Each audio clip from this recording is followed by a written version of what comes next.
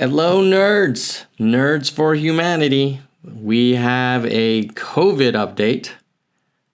So I'm going to walk you through a bunch of data about what is now becoming a very common topic for this show, which is what is going on with the COVID. So let's start with the map. This map used to look like there was a lot less red. And as you can see, it's everywhere. There's really, even back in the day, we used to say, oh, well, you could go to Greenland. Nope, Greenland now has a reported case.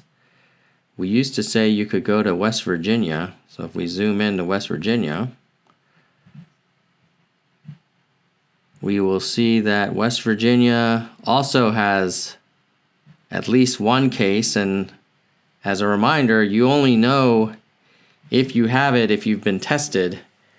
And most people watching this probably haven't been tested even if you have some symptoms. So it's probably worse than this map shows. But if you zoom out, you can basically see how global this problem is. Now, if you look over here, you can see the cases over time. And the orange is mainland China cases. And you can see they pretty much have been on a fairly flat trajectory since mid-Feb, when they probably started implementing a lot of their isolation and kind of shutdown requirements. This part here is the non-Chinese reported problems. This is when a lot of people were saying, oh, it's just like the flu. This is a hoax, and this will miraculously go away in April.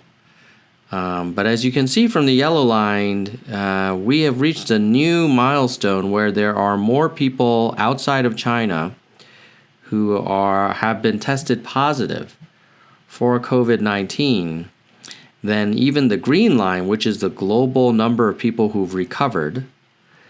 And now there are more people outside of China that have it than inside of China. And that yellow line is growing at a rate, frankly, it's a little disturbing how fast it's growing. And you got to ask yourself, are we basically like China around here, like early Feb? And we're about to approach this flattening? That's the open question. Like when this yellow line flattens like this orange line, then that green line will catch up. But it remains to be seen. Obviously, the last few days have been very, very steep. And again, we're limited based on how many tests we're running. And that's kind of a constant question, which is like, is the U.S. testing enough?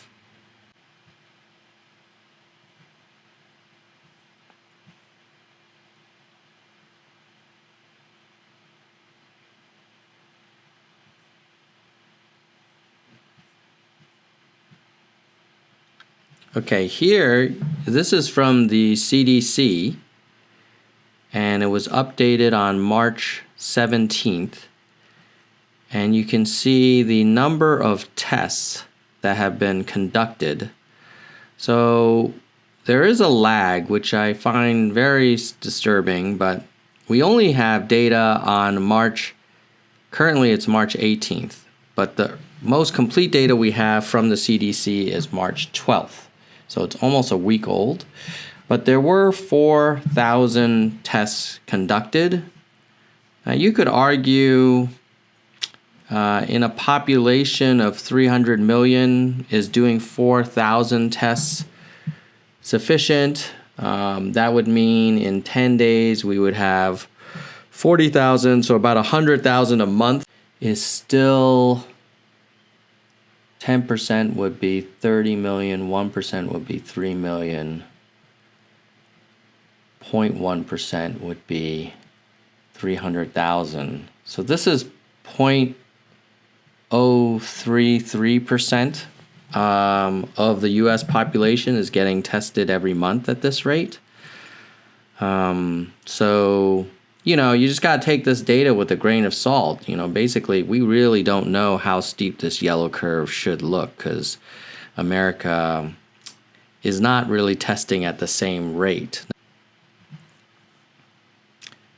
So here you have the testing per million people, and as of March 11th, the U.S. had 23 tests per million, which is less than basically all of these other countries.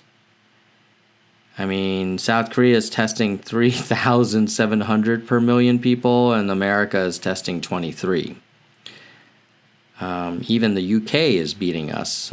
They're testing more than 10 times, 15 times as much as us. So we've got some catching up to do. In defense of the U.S., we don't have as many cases in America as we do in the rest of the country and as we do in the rest of the world. But if you go back to this map here, the U.S., we do have 6,500 confirmed cases with our limited testing. So we have more than the UK, but we're testing less. So that's kind of a key fact there. And then when you look at the death rate, which is over here on the right-hand side, you have total deaths by area. There's already been 55 deaths in Washington State, 16 in New York, 13 in California. And it's getting pretty serious. And then in terms of recoveries, most of the biggest recoveries are in China and that Diamond Princess ship. That Diamond Princess ship is a good example. There's been 7 deaths on that one ship alone. So that's a good example why the social distancing is really important. I know there were stories about spring breakers being upset that the bars were closing and stuff, but hopefully they will be a little bit more considerate to the kind of public health issues that this encounters. Now, let's look at this was shared with me by one of the folks on Twitter, and it looks at the data in Australia specifically. So this would be kind of an interesting case study on how one country is looking at its issues.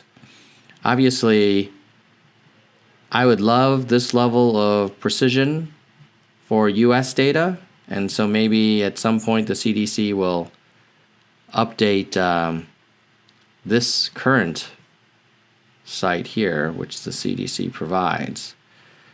And they have a whole section about corona, but it's mostly kind of educational stuff. It doesn't really have a lot of data. Ooh, here we go. Here's some data. You can see New York, Washington State, California being the biggest problem areas, although Florida catching up.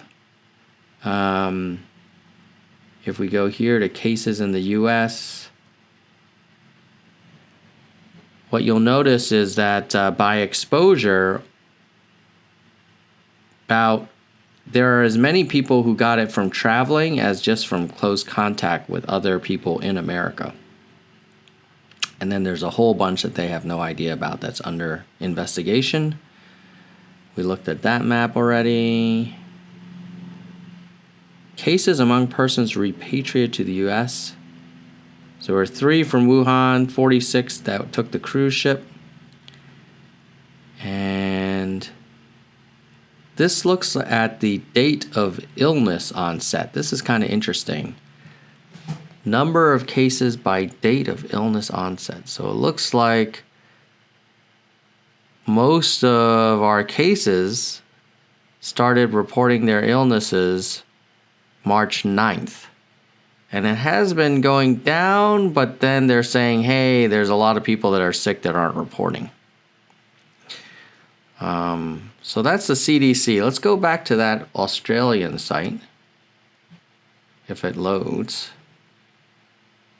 Maybe a lot of people trying to get there. Okay, here's the Australian site. Total confirmed in Australia, they really started going up around mid-March, March 10th and 11th. And now they are at 564 cumulative cases. This looks at, most of it's in New South Wales, although they have in their other, I don't know what they call them, states and territories. 4 deaths in New South Wales for 267 cases. So that does line up with the 1 to 2% death rate. 63 of those cases were from local transmissions, not from travelers. And then the number of new confirmed every day is setting pretty much a new record.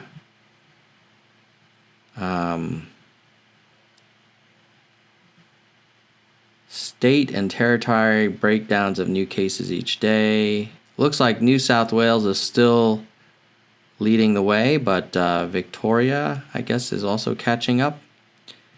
They had, it looks like about a third as many as New South Wales, and then Queensland, I suppose, is the other part. Most of it is from people traveling, but local is now picking up and undisclosed. And I would imagine this black line will stop growing, and you're going to see this blue line growing over time. Oh, here you go. Yes.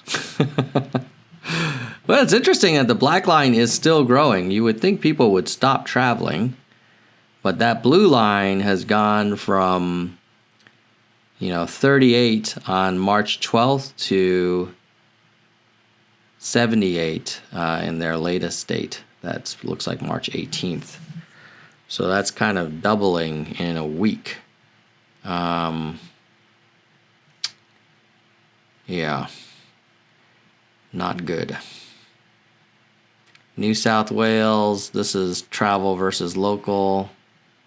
Travel histories. Where did they go? Looks like a lot of them got it from the Americans. Sorry, Australia, didn't mean to do that to you on behalf of my fellow Americans. Who knows, maybe Australia will shut flights in from America. Only 15 from China. You would thought that would be bigger. 21 from Iran. I guess China's probably shut down their flights for a while now. Travel transmissions over time. Initially, it was Wuhan was the most. This brown one is Iran. Yep. And then this orange one. Oh, that's America. America is now number 1 for how Australians get COVID. I gotta give credit to the Australians for having all this data. I wish we had this level of insights for US data. Okay, so this is for the population. So here you see out of all of the open cases, 531, you've had 6 deaths. Ooh. Yeah, it's about 1%. And then about 3% that have recovered. Yeah, so most people have not recovered, but most people have not died.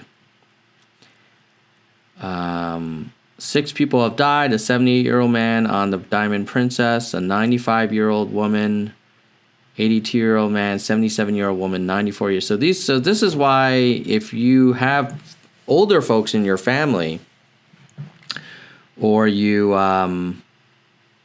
have older folks in your neighborhood, and you go out to a bar, or you go to a restaurant, or you're going to a big party, you might recover, but if you get these people who are at risk ill, it's going to be lights out.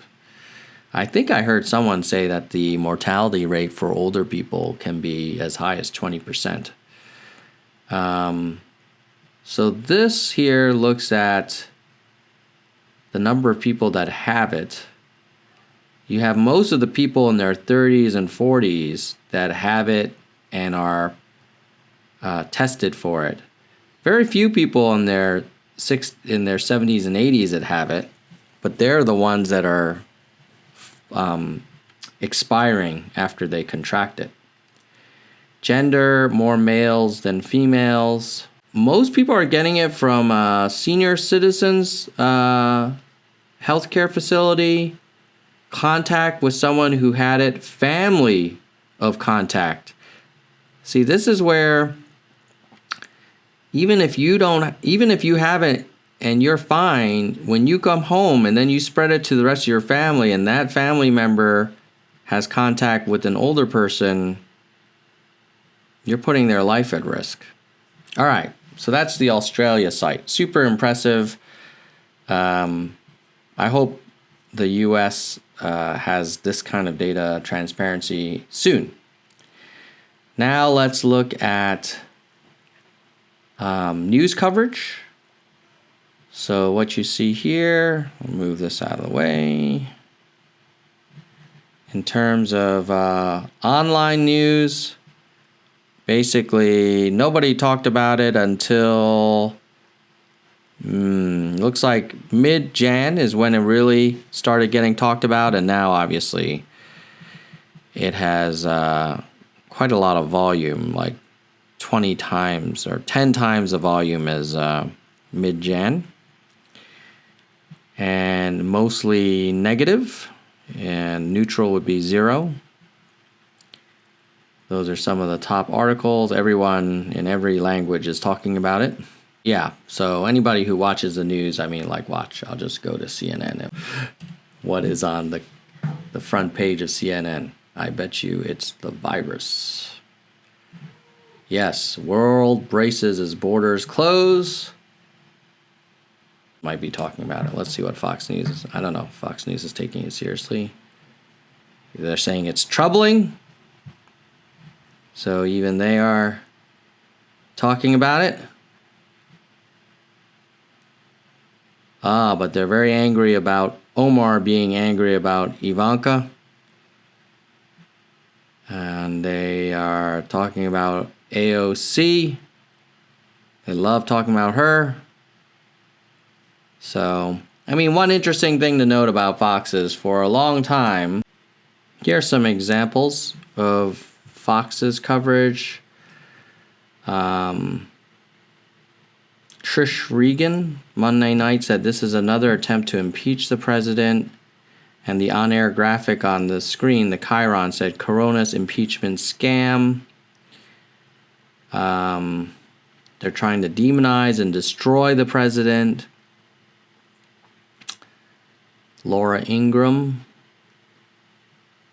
called people who are talking about Corona panic pushers. Fox and Friends says, watch the media. You'll start to feel like they are rooting for coronavirus.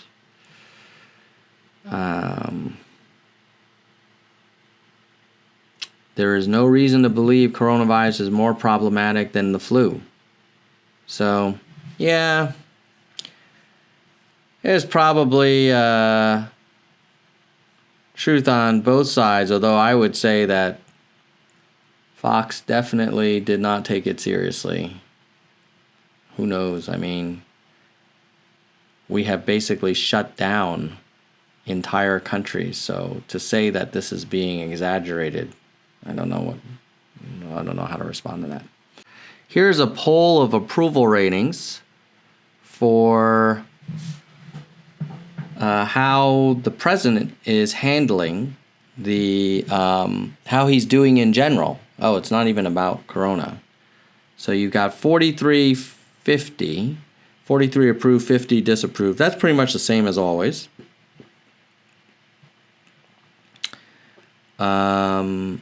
It's pretty consistent, as you can see here. He's always had about a 50% disapproval, and then he's got this 40% that approve consistently. Then when they ask him, oh, this is asking whether they strongly approve or strongly disapprove. So a third strongly approve and 40% strongly disapprove. 76% of Republicans strongly approve, and 77% of Democrats strongly disapprove. So surprise, surprise. If you are a college graduate, you are more likely to strongly disapprove. If you are not a college graduate, you are more likely to strongly approve. If you are white, equally likely to strongly approve or disapprove. If you're not white, more likely to strongly disapprove. Where is the strongest approval? Oh, if you are a man and white and not a college graduate, there's a 52% chance that you strongly approve. And if you are a white college graduate, there's a 52% chance you will strongly disapprove. And in terms of age, the strong approvers are mostly 55 to 73, and the strong disapprovers are either 46% of the baby boomers, but also 43% of the 45 and older. It's interesting, only 38, so there are more strong disapprovers in the baby boomer category than there are in the under 45 category. And then if you live in a rural area, you are 50% likely to strongly approve. And if you live in a big city, you're suburban, you're about 50% likely to strongly disapprove. This is just looking at it over time. I was hoping there would be something about how he's handling the corona. Let's see. Here we go. Do you approve or disapprove of how President Trump is handling the coronavirus pandemic? 44% approve, 50% disapprove, so very similar to his overall ratings. 83% of Democrats disapprove, but 85% of Republicans approve. And then out of independents, 50% disapprove, 40% approve. And then I think this seems to be mapping basically to his political support. Because if you look at, where was it? Like white, not college, 56% strongly approve. Not strongly, just approve. If you look at college graduates, I bet you, 56% disapprove. So kind of people have picked their sides, let's just say that. And then, are you concerned about coronavirus? 84% of Democrats are concerned. 58% of Republicans are concerned. 42% of Republicans are not concerned at all. And I bet if you look at rural, 69% of rural are concerned. That's impressive, because that doesn't really map to the Trump approval. Interesting. Do the rural approve of Trump's job? Let's see. On the virus? Let's see here. Rural, 59% approve, only 40% disapprove. Yeah. So they're concerned, but they like what Trump is doing. And I think that's it for the polls. Next, we're going to look at betting odds. So this looks at the likelihood of the 2020 Olympics taking place. And most people don't think it will take place. Looks like 75% chance that, based on the odds, that it will not take place. the WHO declaring a public health emergency. Most people think that's going to happen. And then if you look at China GDP, the growth rate looks like most people are thinking it will be less than 4%. Yeah, I would say so. Jeez. So that's a little bit about betting odds. In terms of search trends, the top questions is how did it start? What is it? How many cases? How-to questions, how to get tested and how to treat it.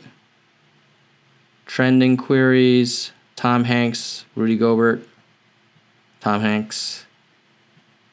A lot of people in Boulder interested in this topic. Search for testing across the country has gone up in the last week. School closures. And this is the search interest across the world, way higher. Nobody was looking for this until probably, January.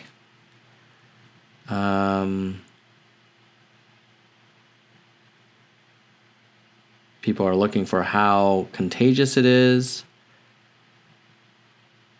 They're not searching for hand sanitizer as much, although it's their number one thing. But yeah, basically TLDR on the Google stuff is people are looking, people are concerned. I think the question is like, if you had to ask yourself, coronavirus versus something else, like what else might they be searching for?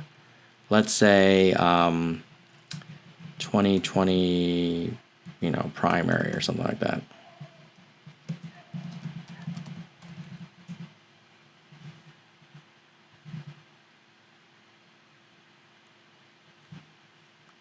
Here you see no one searching for, nobody cares about the primary.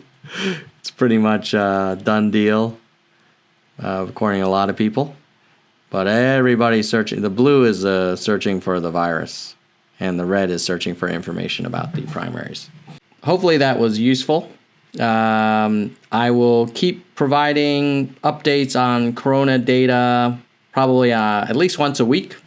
So if it's of interest to you, go ahead and subscribe to this channel. I also talk about politics, and we used to be the Nerds for Yang channel, so that's the political perspective that you're going to get.